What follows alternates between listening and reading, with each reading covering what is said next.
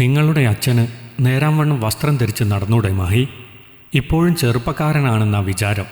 ഒന്നുമില്ലെങ്കിൽ പെൻഷൻ പറ്റിയിട്ട് കുറച്ചായില്ലേ? ആദ്യമൊന്നും ഇങ്ങനെ അല്ലായിരുന്നല്ലോ അച്ഛൻ. വയസ്സാവും തോറും അച്ഛനെന്താ ഇങ്ങനെ? നീ രാവിലെ തന്നെ പിന്നെയും തുടങ്ങിയോ ഗീതു? ഞാൻ ഇന്നലെ വന്നപ്പോൾ തുടങ്ങിയതാണ് നീ ഇതുപോലെ അച്ഛൻ്റെ കുറ്റം പറയാൻ. മാഹി ഈർഷ്യയോടെ ഗീതുവിനെ നോക്കി. ഞാൻ പറയുന്നതാണോ കുറ്റം മാഹി? നിങ്ങളുടെ അച്ഛൻ ചെയ്യുന്നത് കണ്ടില്ലേ? ദേഷ്യത്തോടെ മുറ്റത്തേക്ക് കൈ ചൂണ്ടി ഗീതു പറഞ്ഞയിടത്തേക്ക് നോക്കിയ മാഹി കണ്ടു. ബർമുടയും ടൈറ്റ് ടീഷർട്ടുമിട്ട് മുറ്റത്ത് നിന്ന് വ്യായാമം ചെയ്യുന്ന അച്ഛൻ ബാലകൃഷ്ണനെ. 60നോടടുക്കുന്ന ഈ പ്രായത്തിലും ഉറച്ച അച്ഛൻ്റെ മാംസപേശികളിലും ശരീരത്തിലും മഹിയുടെ കണ്ണുകൾ ഒരു നിമിഷം തടഞ്ഞു. 30കാരനായ തൻ്റെ ശരീരത്തിൻ്റെ അത്ര തന്നെ ഉറപ്പും കരുത്തുമുള്ളതാണ് അച്ഛൻ്റെ ശരീരമെന്ന് മഹി ഓർത്തു. നിങ്ങളിതെന്താ അച്ഛൻ്റെ ചന്തം കണ്ട് ആസ്വദിക്കുകയാണോ?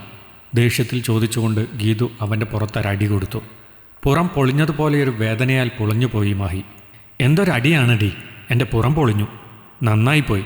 ഞാനൊരു കാര്യം പറഞ്ഞാൽ നിങ്ങൾക്കതിൽ ശ്രദ്ധയില്ല. നീ പറഞ്ഞത് ഞാൻ ശ്രദ്ധിച്ചു ഗീതു, കാണുകയും ചെയ്തു അച്ഛനെ. ഞാൻ എന്താ അച്ഛനോട് പറയേണ്ടത്? അച്ഛന് വയസ്സായി, ഇതുപോലത്തെ ഡ്രസ്സൊന്നും ഇടാൻ പറ്റില്ല എന്നോ? ചോദ്യരൂപത്തിൽ മഹി ഗീതുവിൻ്റെ മുഖത്തേക്ക് നോക്കിയതും അവൾ ദേഷ്യത്തിൽ വീടിനകത്തേക്ക് കയറിപ്പോയി. മഹി ഒരു നിമിഷം അവൾ പോയ വഴിയെ നോക്കി നിന്നതിനു ശേഷം അകത്തേക്ക് നടന്നു. എൻ്റെ അമ്മേ, ഞാൻ എന്താ അമ്മയോട് പറയുക? യാതൊരു ബോധവുമില്ല കിളവന് വയസ്സായെന്ന്. ഓരോന്നെല്ലാം കാട്ടിക്കൂട്ടുന്നത് കാണണം. ചെറുപ്പക്കാരനാണെന്നാ വിചാരം. മഹിയോട് ഞാൻ പല പ്രാവശ്യം പറഞ്ഞു ഇതിനെപ്പറ്റി. പക്ഷേ മഹിക്കതെല്ലാം ഒരു തമാശ പോലെയാ. റൂമിൻ്റെ വാതിൽക്കലെത്തിയപ്പോഴേ കേട്ടു മഹി അകത്ത് ഗീതു അവളുടെ അമ്മയെ ഫോണിൽ വിളിച്ച് സംസാരിക്കുന്നത്. ഇന്നത്തെ ഇതുവരെയുള്ള വിവരങ്ങളുടെ അപ്ഡേഷനാവും അല്ലേ? അവനൊരു ചിരിയോടെ അവളെ നോക്കി ചോദിച്ചതും അവൾ ഫോൺ കട്ടാക്കി കിടക്കയിലിട്ട് അവനെ പകയോടെ നോക്കി. ഞാൻ എൻ്റെ അമ്മയെ വിളിച്ച് സംസാരിക്കുന്നതിനെ കളിയാക്കാനും കുറ്റം പറയാനുമല്ലേ നിങ്ങൾക്ക് പറ്റുള്ളൂ? അല്ലാതെ അച്ഛനോടെന്തെങ്കിലും ചോദിക്കാൻ പറഞ്ഞാൽ പിന്നെ മിണ്ടാട്ടമില്ല. നിങ്ങളുടെ നാവങ്ങ് അണ്ണാക്കിൽ ഒട്ടിപ്പിടിക്കും. അപ്പോൾ ഞാൻ എന്തു പറയാനാണ് അച്ഛനോട്? ഇത് അച്ഛൻ അധ്വാനിച്ചുണ്ടാക്കിയ അച്ഛൻ്റെ പേരിലുള്ള വീടും സ്ഥലവുമാണ്. പിന്നെ അച്ഛൻ തുണിയെടുക്കാതെയൊന്നും അല്ലല്ലോ ഇതിലെ നടക്കുന്നത്. അങ്ങനെയാണെങ്കിൽ അച്ഛനോട് പോയി പറയാമായിരുന്നു, അച്ഛൻ ഇങ്ങനെ തുണിയെടുക്കാതെ ഇതിലെ നടക്കുന്നത് മോശമാണ്. ഒന്നുമില്ലെങ്കിൽ ഇവിടെ എൻ്റെ ഭാര്യയും കുട്ടിയും ഉള്ളതല്ലേന്ന്. ഇതിപ്പോൾ അങ്ങനെ പറയാൻ പറ്റില്ലല്ലോ.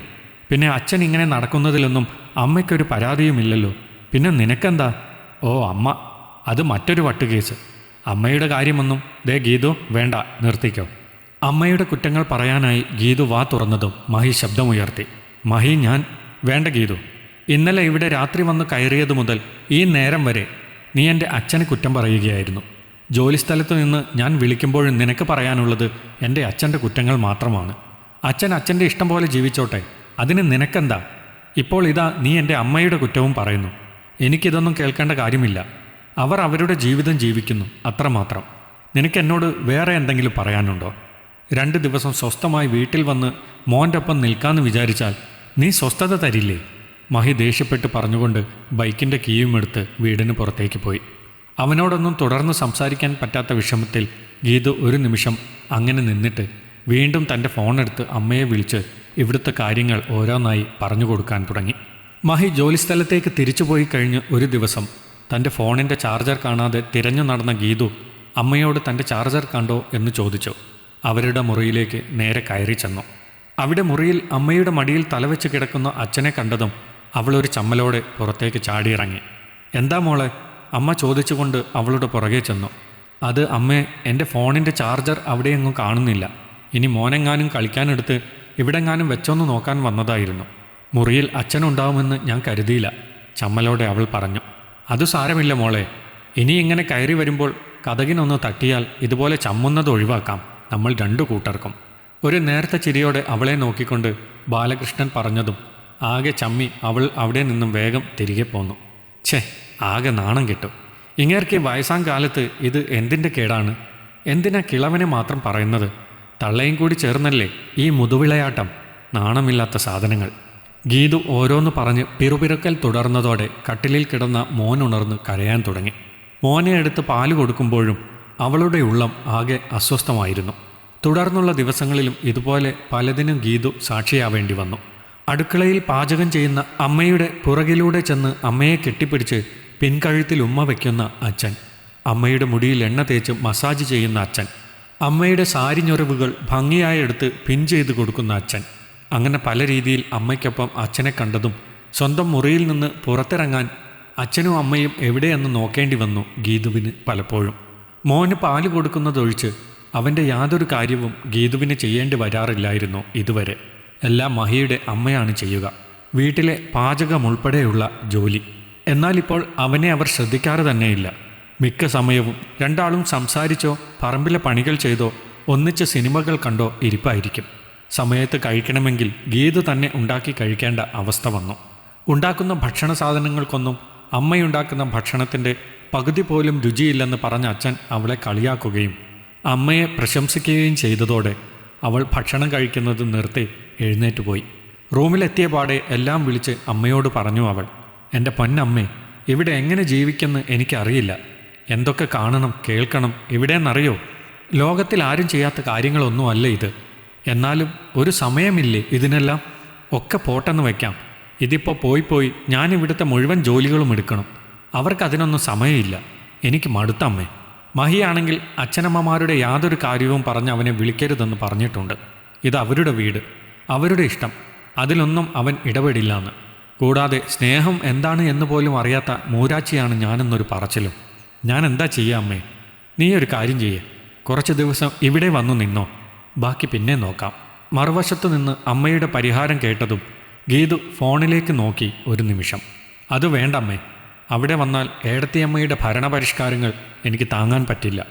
ഒന്നും അവിടെ ഇടരുത്, ഇവിടെ വെക്കരുത്, അവിടെ വെക്കല്ലേ, ഇവിടെ വെക്ക് എന്നെല്ലാം പറഞ്ഞുകൊണ്ട് ഫുൾ ടൈം എന്നോടൊപ്പമാവും പുള്ളിക്കാരി. അമ്മ കണ്ടതല്ലേ അത്. എനിക്ക് വയ്യ അതൊന്നും കേട്ട് മിണ്ടാതെ ഇരിക്കാൻ. മോനാണെങ്കിൽ ഇപ്പോൾ എല്ലാം വാരി വലിച്ചിടുന്ന പ്രായമാ. നീ പിന്നെ എന്തു ചെയ്യും? മഹിയുടെ ജോലിസ്ഥലത്തേക്കും നീ പോവില്ലല്ലോ. അവിടെ ചെന്നാൽ പണിയെടുക്കണം, ശ്വാസം മുട്ടും എന്നൊക്കെ പറഞ്ഞ് നീ ഇത്ര കാലവും അങ്ങോട്ട് തിരിഞ്ഞു നോക്കിയിട്ടില്ലല്ലോ. അമ്മ പറഞ്ഞത് കേട്ടതും അവളൊന്നും മിണ്ടാതെ ഫോണ് കട്ട് ചെയ്തു. 2 ദിവസം കഴിഞ്ഞൊരു ദിവസം ഫോണിൽ മഹിയുടെ അച്ഛൻ്റെ നമ്പർ കണ്ടാണ് ഗീതുവിൻ്റെ അമ്മ ഫോണെടുത്തത്. ഹലോ മഹിയുടെ അച്ഛാ, എന്താണ്, സന്തോഷവാർത്ത വല്ലതും ഉണ്ടോ? ഗീതുവിൻ്റെ അമ്മ ചോദിച്ചതും മറുവശത്ത് നിന്നും മഹിയുടെ അച്ഛൻ്റെ ഉറക്കെയുള്ള ചിരി ഫോണിലൂടെ മുഴങ്ങി. ഹലോ അച്ഛാ, ഉറങ്ങിയോ? രാത്രി ഏറെ വൈകി ഫോണിലൂടെ മഹിയുടെ സ്വരമെത്തിയതും ആ അച്ഛൻ്റെ മനസ്സ് നിറഞ്ഞു. അയാൾ തനിക്കരികെ തൻ്റെ മുഖത്തേക്ക് തന്നെ നോക്കിയിരിക്കുന്ന മഹിയുടെ അമ്മയെ തൻ്റെ ഇടം കൈയാൽ നെഞ്ചോരം ചേർത്ത് പിടിച്ചു. ഇല്ലട മോനെ, ഉറങ്ങിയില്ല. നീ വിളിക്കാതെ, നിന്റെ ശബ്ദം കേൾക്കാതെ ഞങ്ങൾ എങ്ങനെയാടാ ഉറങ്ങുന്നത്? അച്ഛൻ ചോദിച്ചതും അവൻ്റെ കണ്ണുകൾ നിറഞ്ഞു. അവൻ തൻ്റെ വീടിനുള്ളിലേക്ക് തിരിഞ്ഞു നോക്കി. മുറ്റത്ത് നിന്ന് അവിടെ അവൻ്റെ ജോലിസ്ഥലത്തെ വാടക വീടിനുള്ളിലെ മുറിയിലിരുന്ന് കുഞ്ഞിനെ ഉറക്കുന്നുണ്ടായിരുന്നു ഗീതു. ഗീതു എവിടെ മോനെ? അവൾക്ക് സംശയമൊന്നുമില്ലല്ലോ? ഇല്ലച്ചാ, എൻ്റെ അടുത്തേക്ക് പോരുവാന്ന് പറഞ്ഞവൾ അവിടെ നിന്ന് ഇങ്ങോട്ട് ടാക്സിയിൽ കയറി ഇവിടെ വന്ന് ഈ നിമിഷം വരെ അമ്മയുടെയും അച്ഛൻ്റെയും കുറ്റങ്ങൾ പറയുകയായിരുന്നു. മഹി നേരത്തെ സങ്കടത്തോടെ പറഞ്ഞതും അച്ഛൻ പൊട്ടിച്ചിരിച്ചു. അത് സാരമില്ലടാ, അവൾ പറയട്ടെ. അതുപോലെയല്ലേ ഞങ്ങൾ ഇവിടെ കാണിച്ചത്. നിന്റെ കല്യാണം കഴിഞ്ഞ് വർഷം 5ആയി. എന്നിട്ടും എത്ര കുറച്ചു നാളാണ് നിങ്ങൾ ഒരുമിച്ച് ജീവിച്ചത്.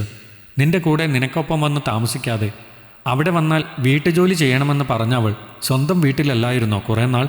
ഒടുവിൽ അവളുടെ അമ്മയും നാത്തൂനും കൂടി ഓരോന്ന് പറഞ്ഞവളെ അവിടെ നിന്ന് ചാടിച്ചു. അപ്പോഴവൾ പിന്നെ ഇവിടെ നിന്നു എന്നല്ലാതെ നിന്റെ അടുത്തേക്ക് വരാൻ കൂട്ടാക്കിയില്ല.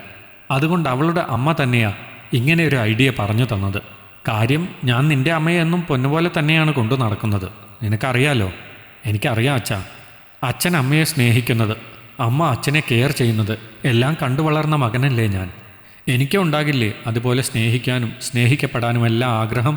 പക്ഷെ ഞാൻ എത്ര പറഞ്ഞാലും അവൾക്കതൊന്നും മനസ്സിലാവില്ല അച്ഛാ. അവൾക്ക് ജോലിയെടുക്കാൻ മടി. ഞാൻ സഹായിക്കാം, അല്ലെങ്കിൽ ജോലിക്കാരിയെ വെക്കാം എന്ന് പറഞ്ഞാൽ അതും വേണ്ട. എല്ലാവരും സ്വന്തം ഭർത്താവിനും കുഞ്ഞിനും ഒപ്പം ഇരിക്കാൻ ആഗ്രഹിക്കുമ്പോൾ ഇവൾ മാത്രം എന്താ ഇങ്ങനെ? മടുത്തിരുന്നു ഞാൻ. എൻ്റെ മോനെ കാണാൻ പോലും എത്ര ദൂരം യാത്ര ചെയ്തു വേണം ഞാനൊന്ന് വരാൻ? മടുത്തിരുന്നു. എല്ലാവരും ഉണ്ടായിട്ടും ഈ ഒറ്റയ്ക്കുള്ള ജീവിതം. സാരമില്ലടാ, നിന്നെ ഞങ്ങൾക്ക് മനസ്സിലാവും. അവളും ഇനി മനസ്സിലാക്കണം ഓരോ അണുവിലും നിനക്ക് അവളോടുള്ള സ്നേഹം എന്ന്. എപ്പോഴും ഏത് പ്രായത്തിലും സ്നേഹിക്കപ്പെടുക, പ്രണയിക്കപ്പെടുക എന്നത് ഏതൊരു ആണിൻ്റെയും പെണ്ണിൻ്റെയും സ്വപ്നവും ഭാഗ്യവുമാണെന്ന് നീ അവൾക്ക് മനസ്സിലാക്കി കൊടുക്കണം. അപ്പോൾ അവൾക്ക് മനസ്സിലാവും ഞങ്ങളെ. വേദനിക്കും നഷ്ടപ്പെട്ട വർഷങ്ങളോർത്ത്. പിന്നെ നിന്നോട് എനിക്ക് ഒത്തിരി നന്ദിയുണ്ട് കേട്ടോടാ മോനെ. ചിരിച്ചുകൊണ്ട് അച്ഛൻ ഫോണിൽ പറഞ്ഞപ്പോൾ അവൻ ആകാംക്ഷയോട് ചോദിച്ചു, എന്തിനാണച്ചാ? ഞങ്ങളുടെ മുറിക്കുള്ളിൽ മാത്രമായി ഞങ്ങൾ ഒളിപ്പിച്ചു നിർത്തിയ ഞങ്ങളുടെ സ്നേഹത്തെ, പ്രണയത്തെ ഈ വീട് മുഴുവൻ തുറന്നു വിടാൻ സഹായിച്ചതിന്. പറഞ്ഞുകൊണ്ട് അച്ഛൻ ഉറക്കെ ഉറക്കെ ചിരിക്കുമ്പോൾ അവന് മനക്കണ്ണിൽ കാണാമായിരുന്നു അച്ഛൻ്റെ നെഞ്ചോരം ചാരിയിരുന്ന് ആ ചിരി പങ്കിട്ടെടുക്കുന്ന തൻ്റെ അമ്മയെ. സ്നേഹം കൊണ്ടവർ അവരുടെ കൊട്ടാരം സന്തോഷം കൊണ്ട് നിറയ്ക്കുമ്പോൾ അവൻ തൻ്റെ പെണ്ണിൻ്റെ അടുത്തേക്ക് നടന്നു, അവരുടെ സ്നേഹക്കൊട്ടാരം പടുത്തുയർത്താനായി. ഈ കഥ നിങ്ങൾക്കിഷ്ടമായെങ്കിൽ ലൈക്ക് ചെയ്യൂ. നിങ്ങളുടെ അഭിപ്രായങ്ങൾ കമൻ്റായി രേഖപ്പെടുത്തൂ. കൂടുതൽ കഥകൾ കേൾക്കാൻ ഈ ചാനൽ സബ്സ്ക്രൈബ് ചെയ്യൂ.